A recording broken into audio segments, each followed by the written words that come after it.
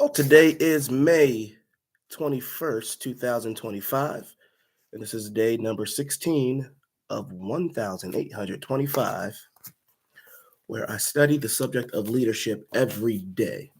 You may be asking, why would I want to put that type of pressure on myself to study something every day? No days off. People say that, no days off, like when you're going after a dream. But we're literally taking no days off. We're going at this every day for an hour because I desire to be an excellent leader. Hopefully, you have that same desire in you as well.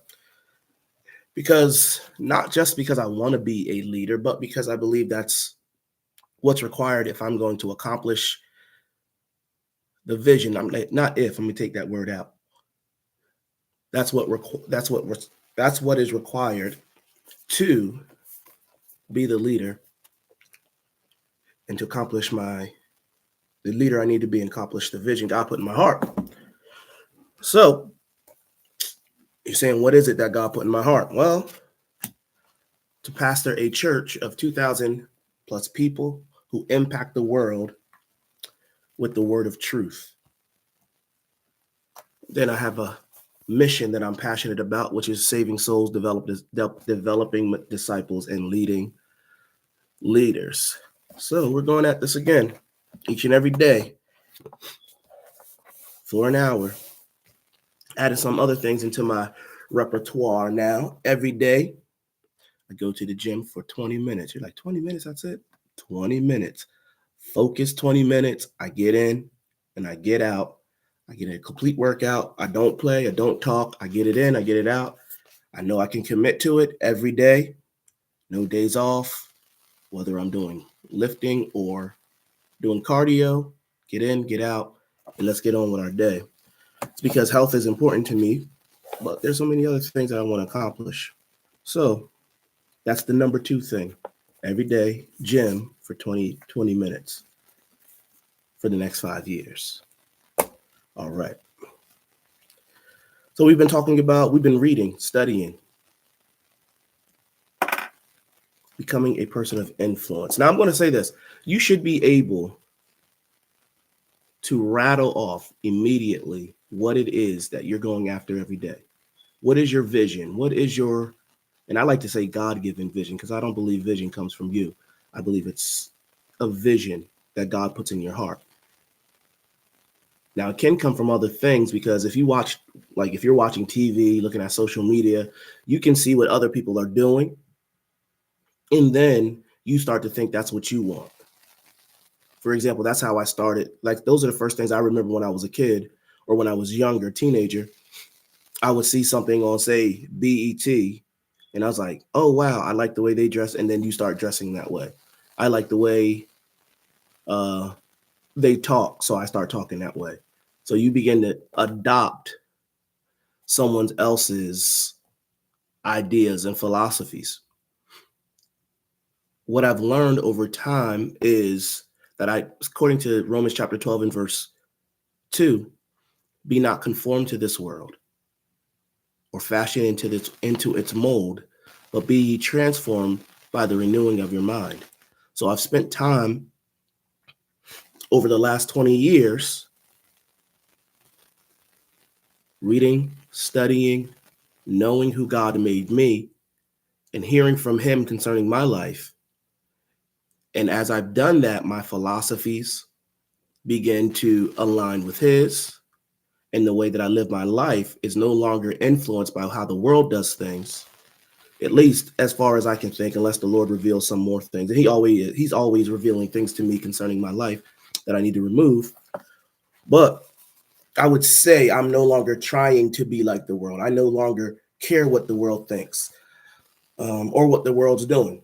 I just want to go after what God put in my heart. And that takes time. It took me a while to get a vision or for me to understand the vision of my life. And God has constantly been formulating and putting it in me. And now that's what I'm passionate about. That's what I'm pursuing. But as I said, I believe I said yesterday during the takeover, I said it's not about just being passionate or being consistent. It's about skill. And now I'm focused on developing my skill as a pastor. And it starts with leadership, of course, integrity, character, high moral character, I like to say. All those are important, but in order for me to do my job, I must have leadership. In fact, think of this. There are some pastors, because I'm a pastor, I'll stick with pastor. There's some pastors out there who don't have integrity or high moral character, but they have thousands of people following them. One particular person comes to mind right now where they have children with several different women, um, and cheated on their wife, but they have thousands of people following them. And instead of me judging them or looking at them negatively, what you could do, I made a decision. I said, what is it that he has that I don't have? And I said, wow, he has skills in leadership that he's implementing that's causing him to succeed. Charisma, all these different things that we learned in the first. So I made a decision that I need to be a better leader to accomplish the vision in my life, and I'm going after it. And this is just a way for me to be able to be accountable. Now, I have spoke for 6 minutes already, but it was all stuff pertaining to leadership, and it's also causing me, see, studying is also remembering. Remembering, it's also speaking. So me saying those things is just letting myself know that it is starting to get into my heart. And this is what I want. I want to change from the inside out, because that's how God does things. So let's continue reading here on becoming a person of influence. It says a person of influence has, this is the chapter, a person of influence has integrity. And it's talking about integrity with people right now. Well, let me see, it has integrity. Person of influence has integrity. Let me see what the chapter was called again. Integrity with people. That's right. So a person of influence has integrity with people. Let's continue reading here. It says, when people trust you, well, let's go down to the next, because this is the last paragraph I read. Few people in the world today have greater power and influence than the President of the United States. George Bush, now that was the president in 1997, I believe. Let me see when George Bush was president.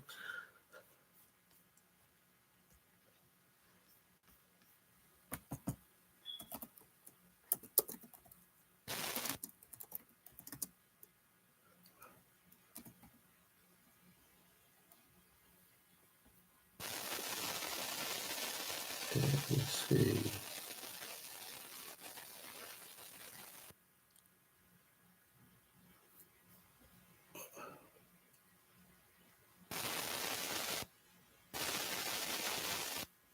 George, let's go down, because this is going all over the place.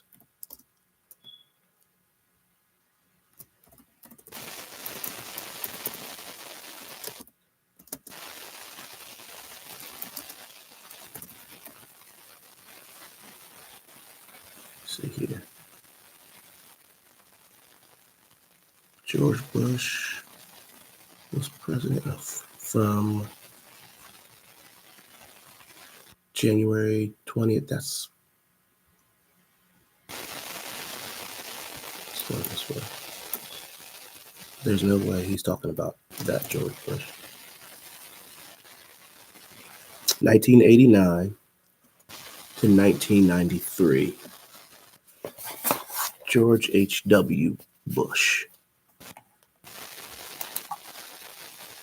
President George H.W. Bush, okay. All right. Maybe Herbert Walker or something? Herbert Walker, wow. Yeah. All right, let's keep going.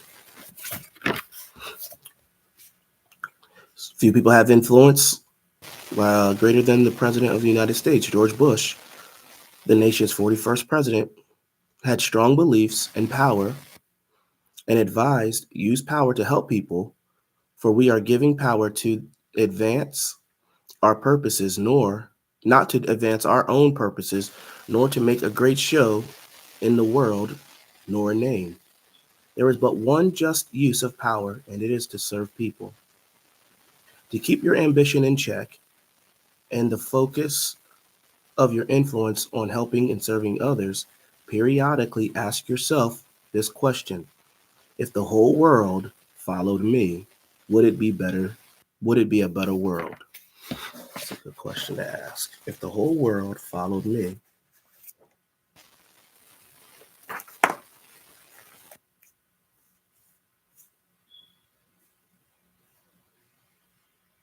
hmm, if the whole world followed me, would it be a better world? Write this down.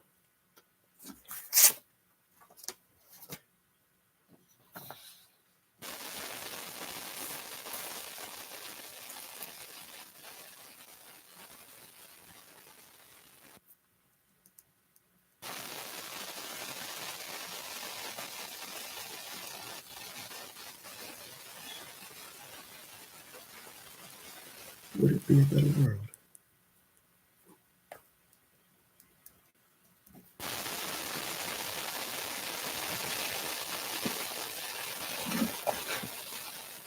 Becoming or become a person of integrity. All right, how to become, because I see my points coming. How to become a person of integrity.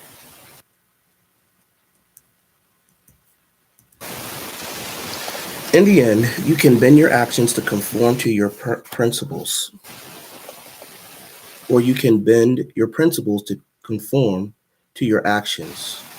It's a choice you have to make. If you want to become a person of influence, then you better choose the path of integrity, because all other roads ultimately lead to ruin. To become a person of integrity, you need to go back to the fundamentals. Let me get that word out right. Fundamentals. You may you may have to make some tough choices, but they'll be worth it. Number one,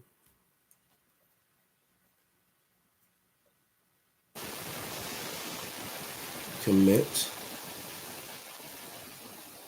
yourself to honesty, reliability,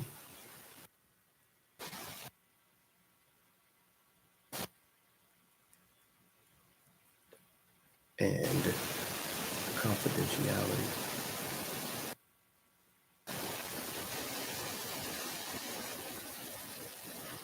Integrity begins with a specific conscious decision. If you wait until a moment of crisis before settling your integrity issues, you set yourself up to fail.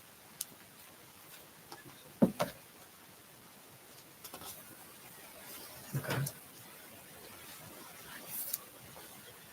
Choose today to live by a strict moral code.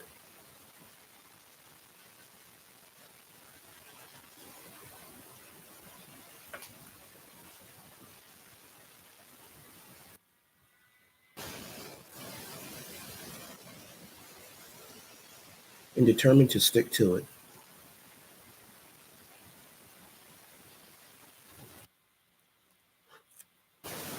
And determined to stick to it no matter what happens.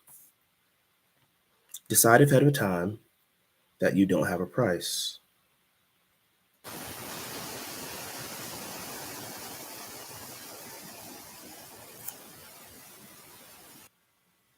Got to get me a notebook.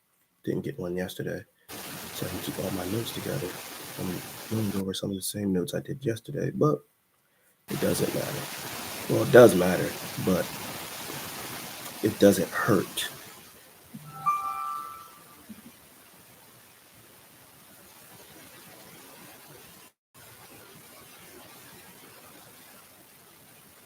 Because why doesn't it hurt? Because it's good stuff and it's getting in you. So it's worth the time. President George Washington perceived that Few men have the virtue to withstand the highest bidder. Some people can be balked because they haven't settled the money issue before the moment of temptation. The best way to save, the best way to guard yourself, see, I, the best way to guard yourself against a breach in integrity is to make a decision today that you won't sell your integrity for not for power, revenge, pride, or money, any amount of money.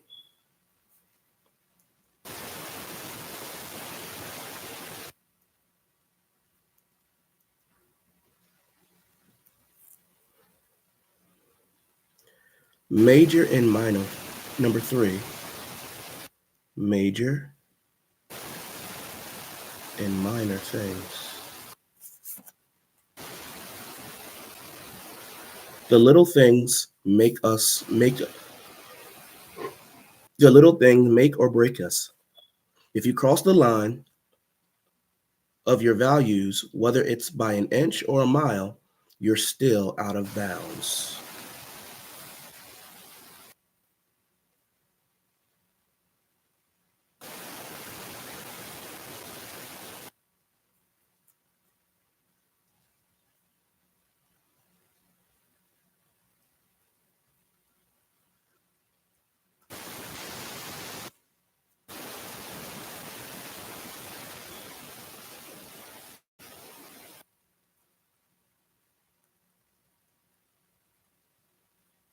Think about that in football.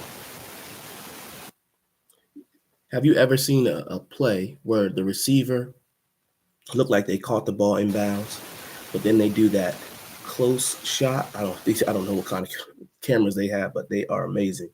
A close shot, and you see that the tip of their shoe was out of bounds, and as a result, by just a few, maybe an inch or so, as a result, it was a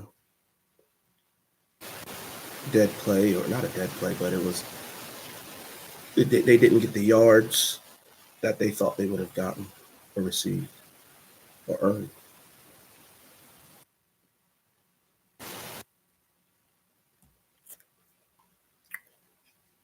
Honesty is a habit you ingrain by doing the right thing all the time, day after day, week after week, year after year. If you consistently do what's right in the little things, you're less likely to wander off course morally or ethically.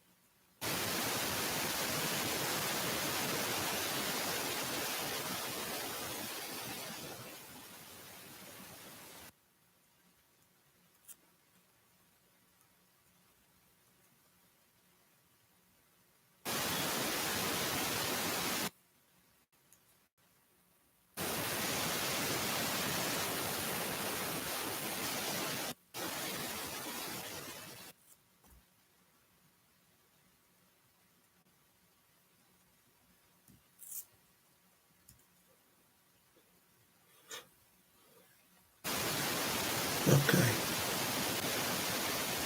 number four.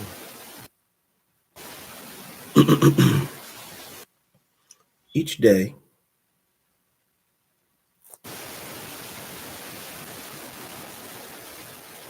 do what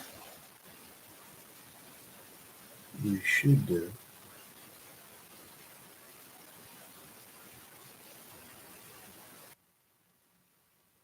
before what you want to do.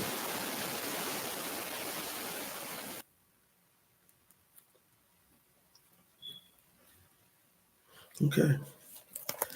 A big part of integrity is following through consistently on your responsibilities. Our friend Zig Ziglar says when you do the things you have to do, when you have to do them, the day will come when you can do the things you want to do, when you don't, when you want, excuse me, you do when you want to do them. Psychologist, philosopher, William James stated the idea more strongly. Everybody ought to do at least two things each day that he hates to do, just for practice. Sheesh, I like that one.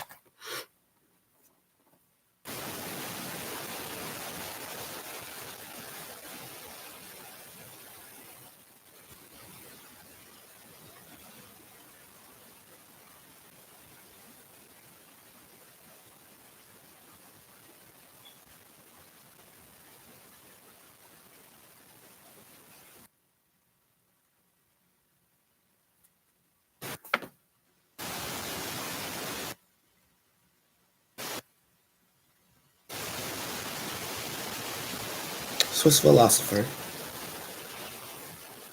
and writer Henry Frederick Amiel maintained a man who has no inner life is the slave of his surroundings. Slaves is the right term to describe people who lack integrity because they often find themselves at the whim of their own and others' changing desires. But with integrity, you can experience freedom. Oh, you know, I like that one. That's my statement. Experience freedom.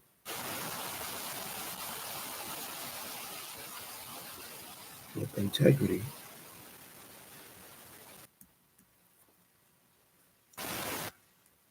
you can experience freedom. All right. Not only are you less likely to be enslaved by the stress that comes from bad choices, debt, deceptiveness, and other negative character issues, but you are free to influence others and add value to them in an incredible way. Right, I'm going to highlight this because I like that.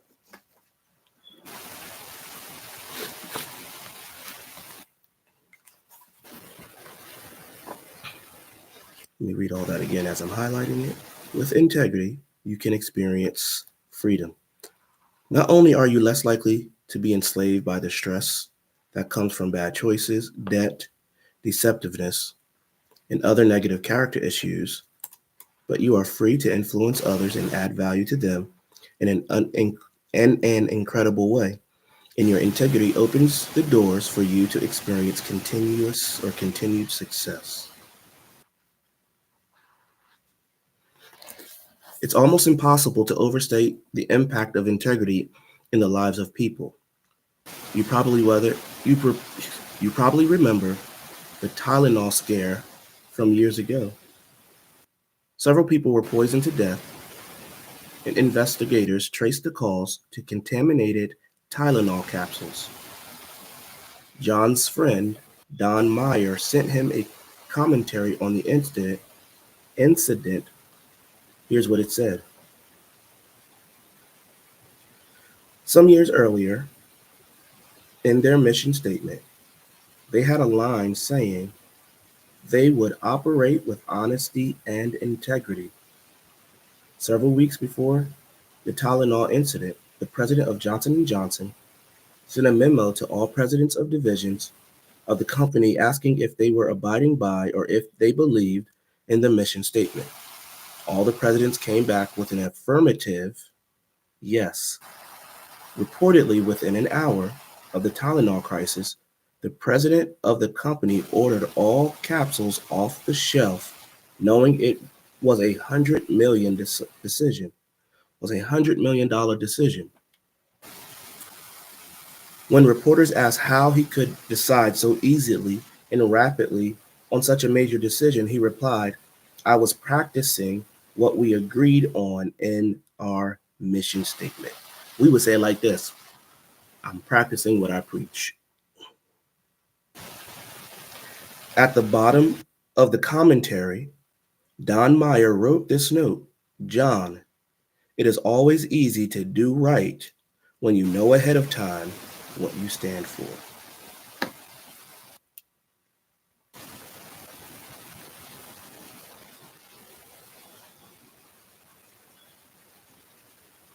Write that down.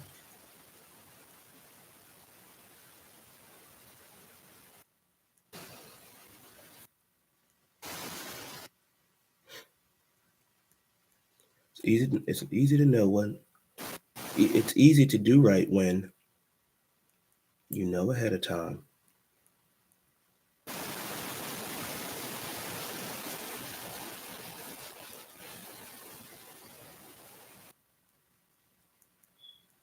what you stand for.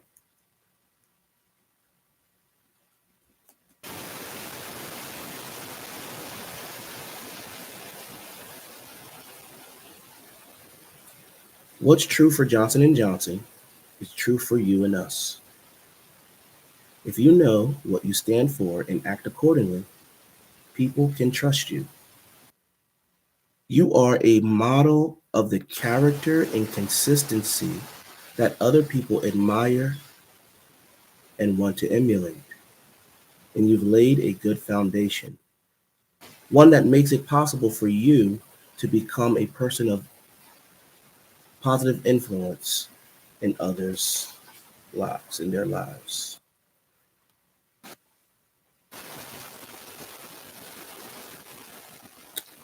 All right.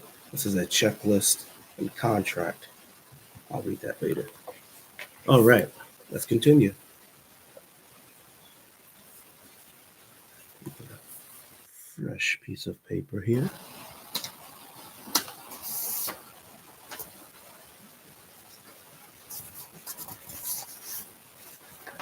Here we go.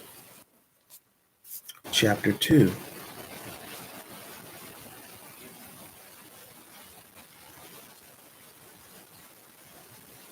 Have you ever noticed like how when you're consistent with something, say like reading, how we've been consistent with reading, studying, how you just continue to progress. We never went backwards. You know that? You don't go backwards. We progress. Chapter 2, a person of influence.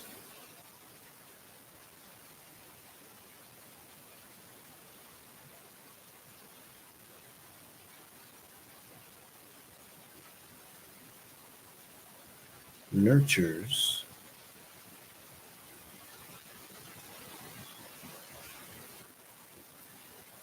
other people.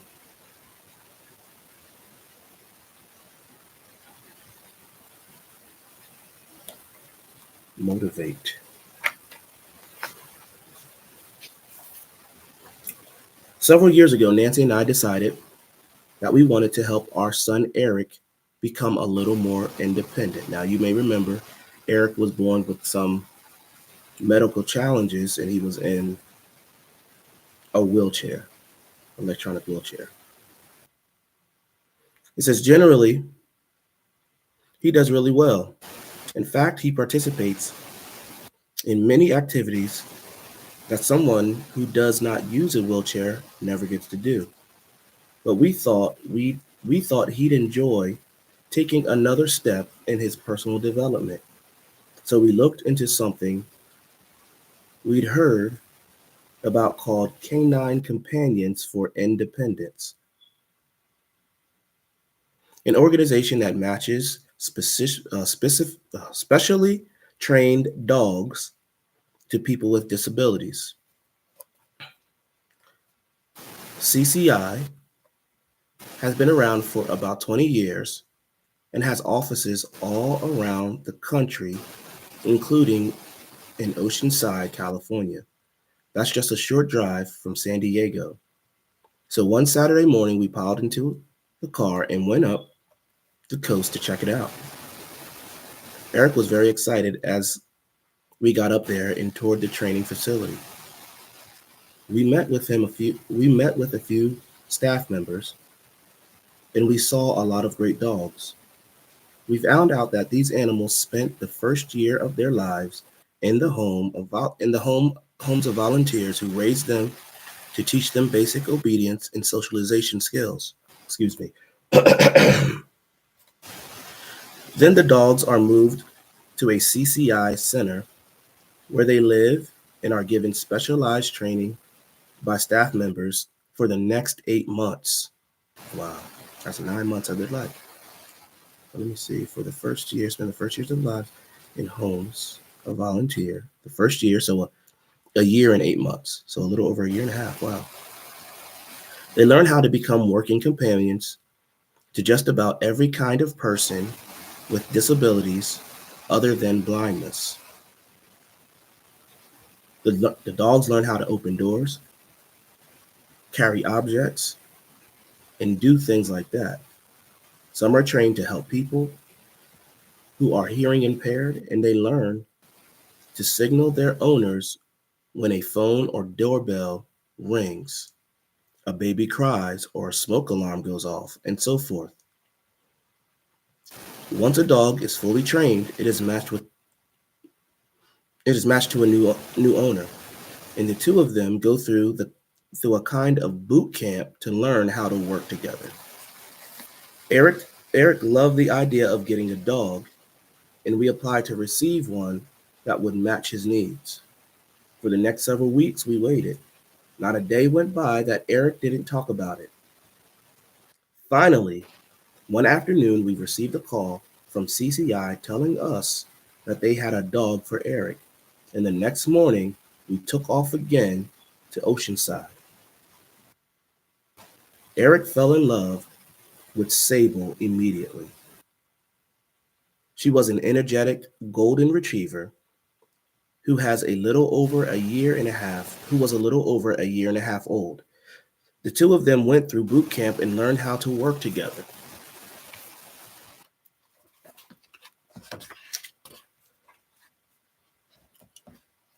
Sable could turn lights off and on for Eric, accompany him to the store with money and carry his wow. Okay. Accompany him to the store with money and carry his purchases back for him and do a bunch of other things. These are some amazing dogs. As boot camp was coming to a close, one of the trainers sat down with Eric and talked with him. He said, Eric, no matter what else you do or don't do with Sable, be sure of one thing. You have to be the one who feeds her. That's very important. It's the only way to be sure that she bonds with you and look to you as her master. Wow. For Eric, giving the dog love and affection was easy. He enjoyed petting and grooming her, but it was harder for him to learn how to take charge. He has a pretty docile personality, but in time, he learned to feed her, and it eventually became his favorite part of their routine. Feeding a dog is the best way to create a relationship with her. It not only provides what the dog needs, giving her life and strength, but it also teaches her to trust and follow you. Wow. Just thinking about our relationship with God, how God is our provider, Jehovah Jireh, and He feeds us, He takes care of us, He loves us, and as a result, we learn to follow Him and to trust Him, to have faith in Him. And in most cases, when you do the feeding, the care you give is returned with loyalty, obedience, and affection. Wow, that was deep right there for me. The nature, the nature of nurture. In some regards, people respond similarly to the way some animals do. Like animals, people need to be cared for, not just physically, but emotionally. Emotionally. If you look around, you'll discover that there are people in your life who want to be fed with encouragement, recognition, security, and hope. That process is called nurturing, and it's a need of every human being. If you desire to become an influencer in others' lives, start by nurturing them.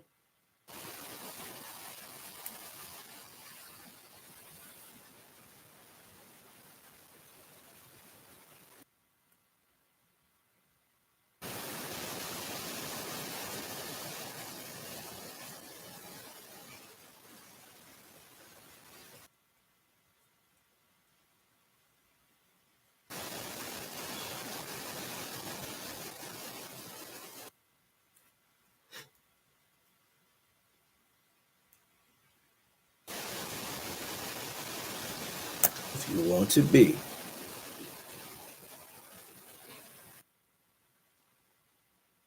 an influencer in others' lives, start by nurturing them.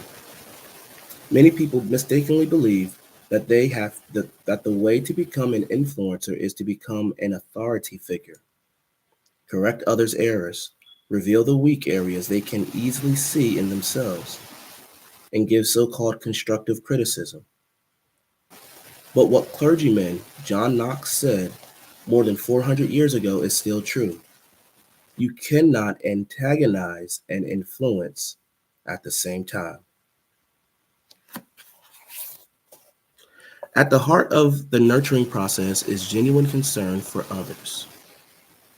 When you hear the word nurture, what do you first think of? If you're like most people, you probably envision a mother cradling a baby. She takes care of her child, protecting him, feeding him, encouraging him, making sure that his needs are met. She doesn't give him attention only when she has spare time or when it's convenient. She loves him and wants him to thrive. Similarly, as you try to help and influence the people around you, you must have positive feelings and concerns for them. If you want to make a positive impact on them, you cannot dislike, despise, or disparage them. You must give them love and respect. Or as human relations expert Les Giblin put it, excuse me, you can't make the other fellow feel important if your presence if you secretly feel that he is a nobody. I'll say that again. You can't make the other fellow feel important in your presence if you secretly feel that he is a nobody. All right, I've got to get that energy. Okay, here we go. You may be wondering why you should take on a nurturing role with other people you want to influence, especially if they are employees, colleagues, or friends, not family members. You may be saying to yourself, isn't that something they can get somewhere else? For example, at home? The unfortunate truth is that most people are desperate for encouragement. Man.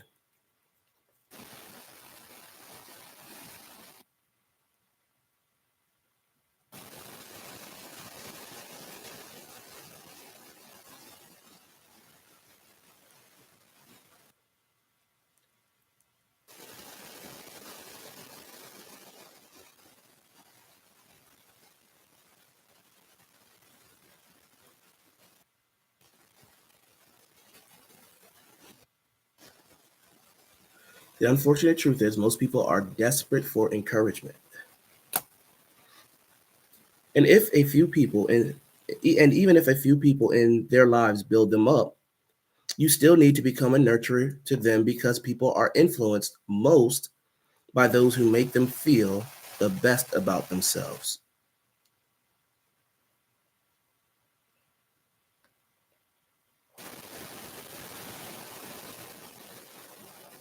If you become a major nurturer in the lives of others, then you have an opportunity to make a major impact on them.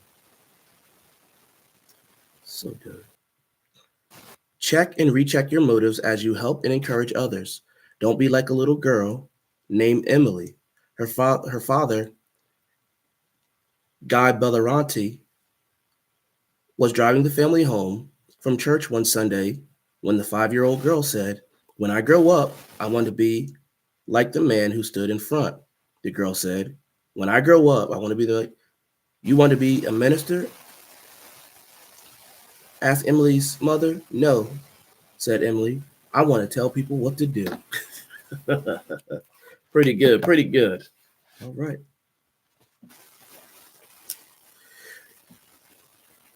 Your goal is others' growth and independence.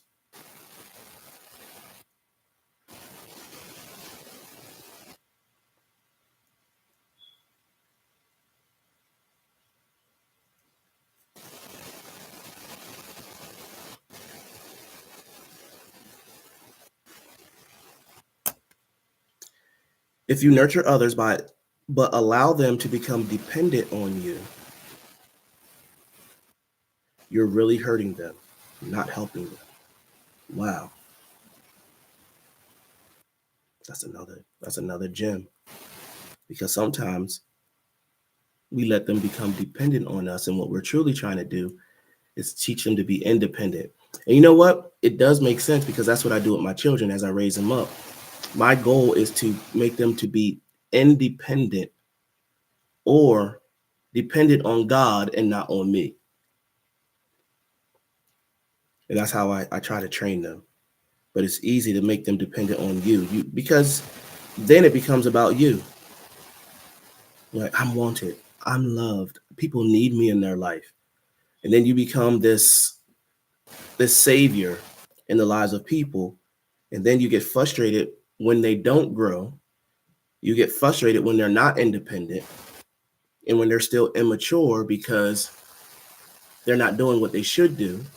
But the truth is that you made them like that because you allowed them to keep depending on you and you did not teach them how to be independent. So that's I need this. I'm gonna write this down.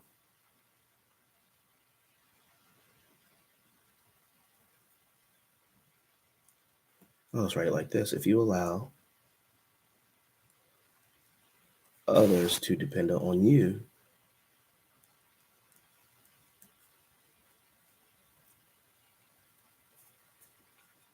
you're hurting them.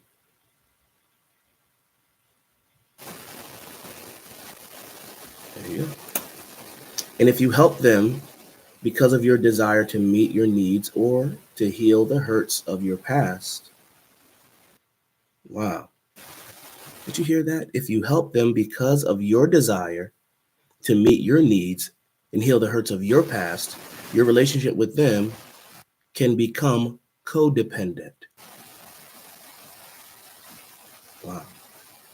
It's not healthy to try to correct your personal history by reliving it vicariously through others. I think that is the first time I've ever read that word in a book, vicariously through others. Besides, codependent people never become positive influencers in the lives of others. A nurturing influencer is a giver. Now that you have a better idea about what it means to nurture others, you're probably ready to learn how to do it with people in your life: employees, family members, friends, fellow church workers, and colleagues. You do it by focusing on giving rather than getting.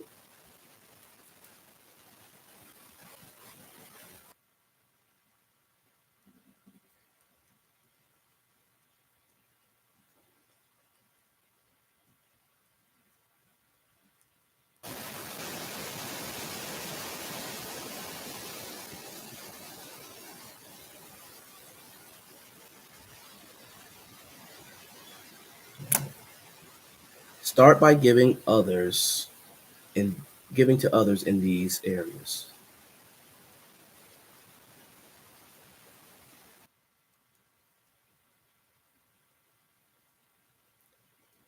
Number one, love. Before before you can do anything else in the lives of others, you must show them love. Without it, there can be no connection, no future, and no success together. Think back to some key people who have had an impact on your life: an incredible teacher, a fantastic boss, a special aunt or uncle. Undoubtedly, When you spent time with those people, you could sense that they cared about you. And in return, you responded positively to them. We discovered this example of how love can make a difference in the lives of a student.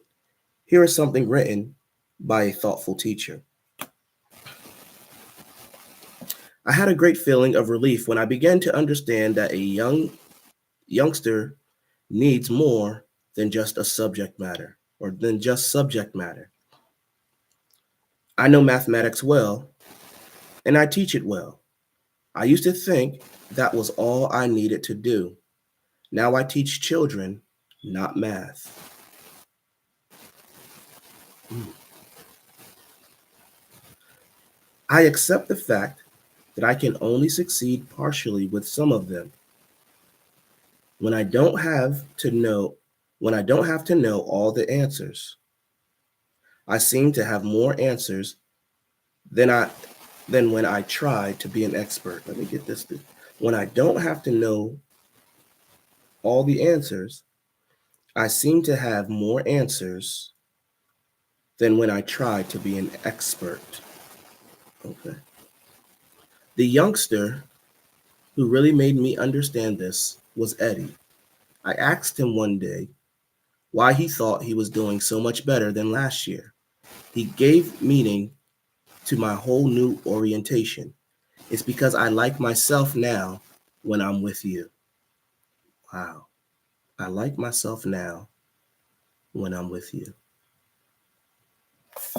Shoosh.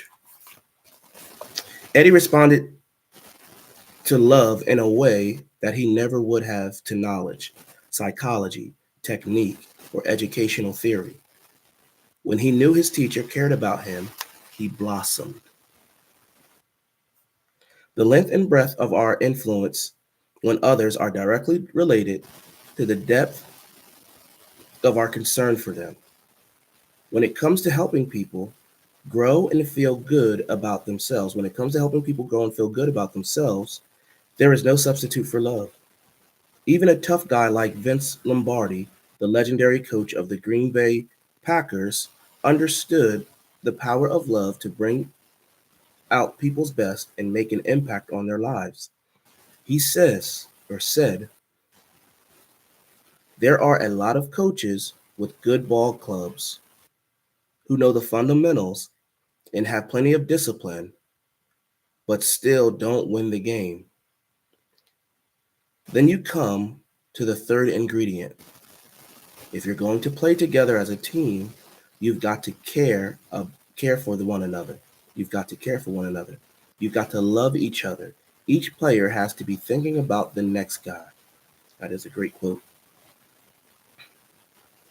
You can positively impact people by nurturing them. It doesn't matter what profession you're in, and it doesn't matter how successful the people around you are or what they have accomplished in their past. Everyone needs to feel valued.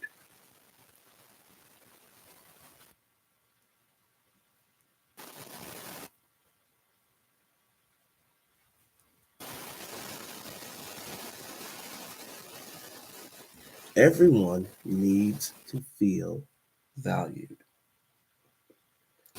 In his book, In the Arena, former President Richard Nixon described his depression following his resignation from the White House and his undergoing surgery. At one point, when he was in the hospital, his wife he told his wife, let me get all this out. At one point, when he was in the hospital, he told his wife, Pat, that he wanted to die. That's a sad statement. When he was at his absolute lowest point in life, a nurse in the hospital came to him, opened the drapes, and pointed out a small plane that was flying back and forth ahead. It was pulling a sign. God loves you, and so do we. Ruth Graham, evangelist Billy Graham's wife, had arranged for the plane to fly by the hospital. That's when Nixon experienced a turning point. Seeing that expression of love gave him the courage and desire to keep going and to recover. Take time to express your love and appreciation for the people close to you. Tell them how much they mean to you. Write them notes telling how much you care. Give them a pat on the back and, when appropriate, a hug. Don't ever assume that people know how you feel about them. Tell them nobody can be told too often that he or she is loved. Wow. Number two, respect.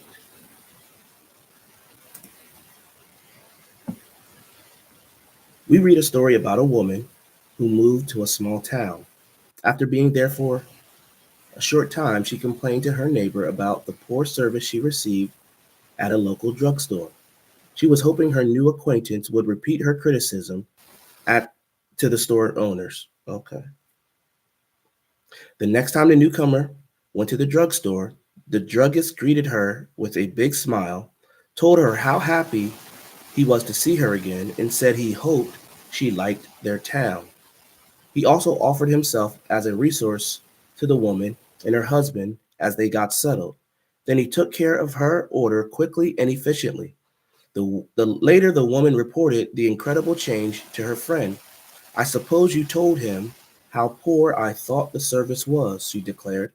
"Well, no," the neighbor said. "In fact, and I hope you don't mind, I told him you were amazed at the way he had built up this small town drugstore and that you thought it was one of the best run drugstores you'd ever seen."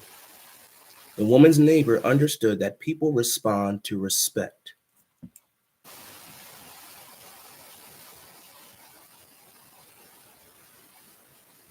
People respond, and I'll add positively,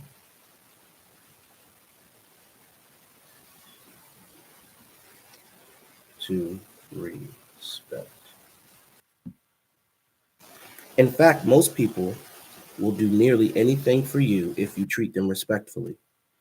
That means making it clear to them that their feelings are important, their preferences are respected, and their opinions are valuable. It means giving them the benefit of the doubt, or a philosopher, or as philosopher poet Ralph Waldo Emerson put it, every man is entitled to be valued by his best moments. Where love focuses on giving to others, respect shows a willingness to receive from them. Respect acknowledges another person's ability or potential to contribute.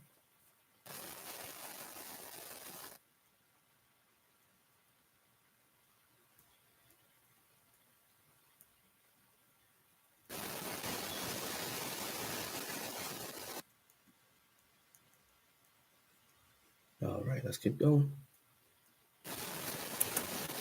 Respect acknowledges another person's ability or potential to contribute. Listening to other people and putting their agenda ahead of your own reflects your respect for them and have the potential to make you and them more successful. According to a recent study by Teleometrics International, reported in the Wall Street Journal, executives understood the power of respect. Among the 16,000 executives surveyed, the researchers concentrated on a group of high achievers. With that group, all had positive attitudes about their subordinates, frequently sought their advice, regularly listened to their concerns, and treated them with respect. If you have had the opportunity to work in many environments and you have, I don't know, okay. If you have had the opportunity to work in many environments and you have worked for both types of people, those who have and those who have not shown you respect, you understand how motivational respect can be. And you also know that you are more easily influenced by people who treat you well. All right. Number three, sense of security.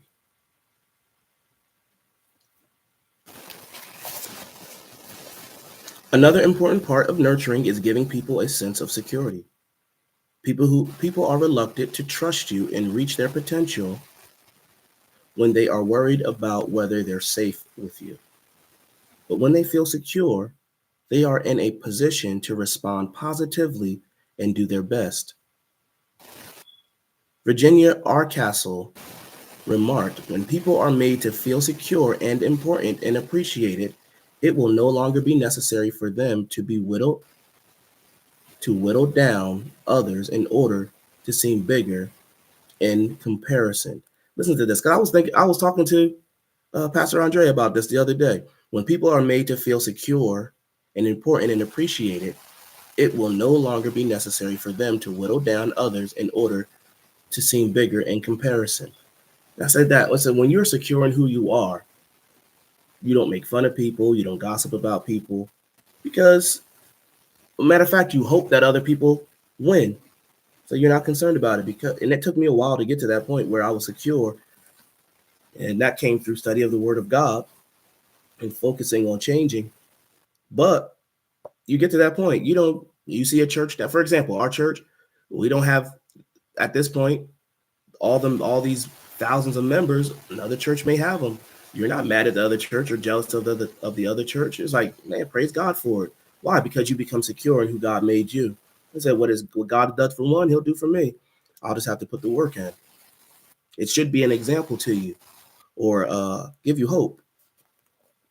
Part of making people feel secure comes from integrity, which we talked about in the previous chapter.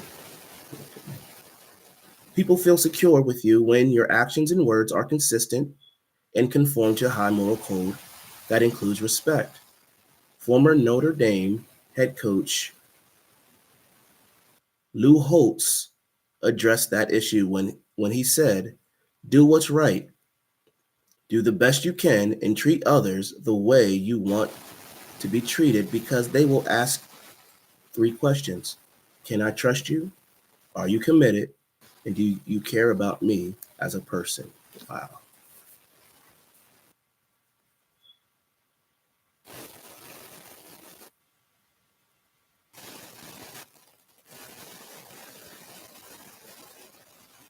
Wants to know, number 1,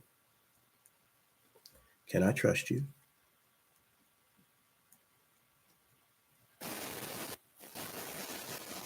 Are you committed?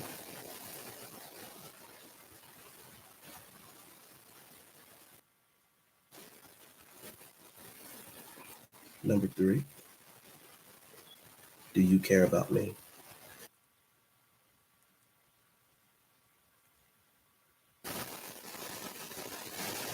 Wow. 2 minutes left, guys. Let's get it done. People desire security, not only from you, but also from their environment. Good leaders recognize this and create an environment where people can flourish.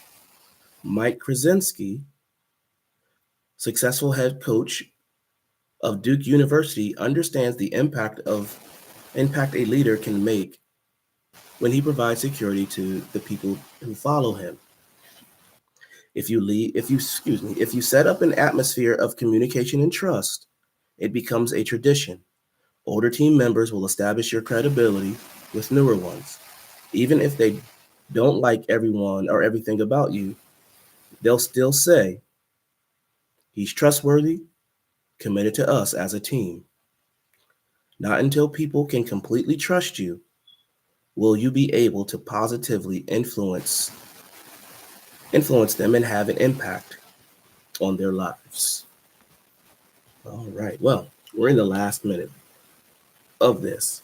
And let's read a few sentences. Recognition is the next one. Well, by the time I write this down, it'll probably be over.